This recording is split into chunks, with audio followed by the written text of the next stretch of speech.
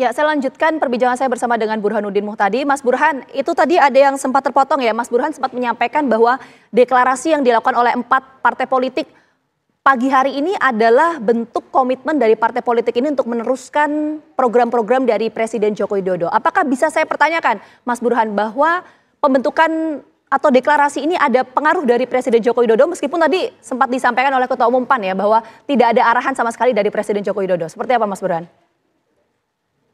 Ya, dalam politik kita tidak selalu mendengar apa yang dikatakan, tetapi kita juga harus membaca apa yang tidak diucapkan.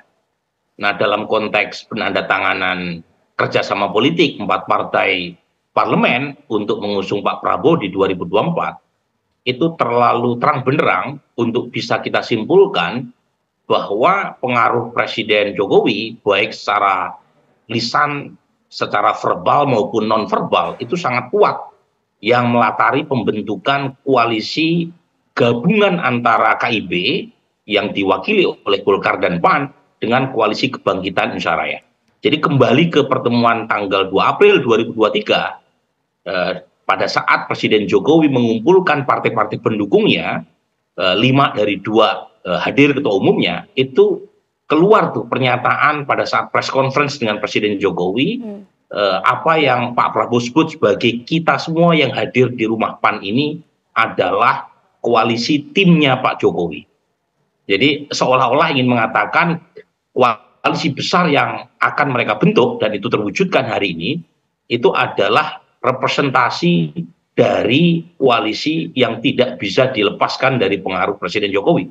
Memang kalau kita tanyakan kepada para elit partai, mereka akan menolak, tetapi terlalu terang benderang fakta dan buktinya untuk kita katakan bahwa ada semacam dukungan atau lirikan mata yang makin kelihatan dari Presiden Jokowi untuk mendukung Pak Prabowo.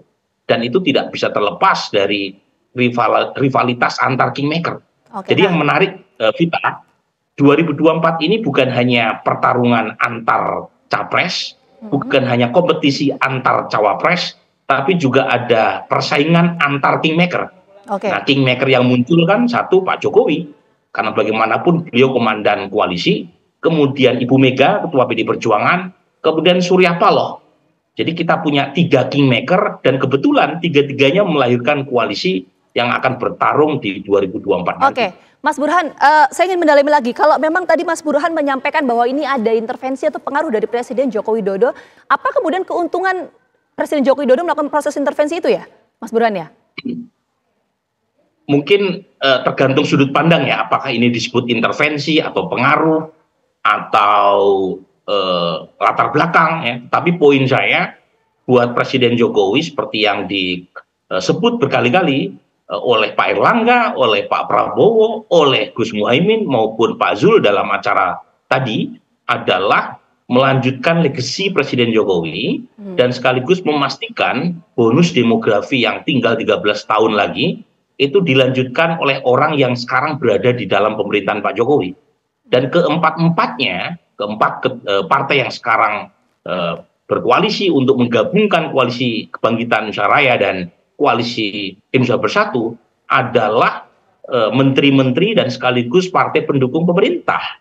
Jadi itulah semacam keuntungan dari Presiden Jokowi untuk memastikan proses keberlanjutan programnya.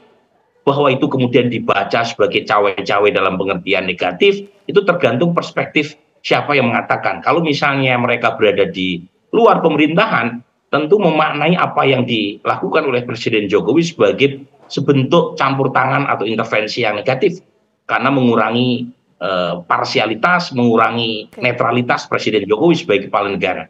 Tapi bagi pemerintah, bagi partai-partai pendukung pemerintah, mungkin ini bagian dari komitmen untuk memastikan apa yang dilakukan Pak Jokowi bisa dilanjutkan oleh pemerintahan mendatang. Oke, baik. Tadi menarik sekali yang disampaikan oleh Mas Burhan. Kalau saya boleh highlight sedikit tadi, apa yang kita lihat atau peta politik sejauh ini adalah sebetulnya merupakan pertarungan antara kingmaker ya. Tadi ada Bu Mega, Pak Jokowi, dan Pak Surya Paloh. Itu nanti saya akan dalami lagi, Mas Burhan. Tapi saya mau ke rekan saya terlebih dahulu, ada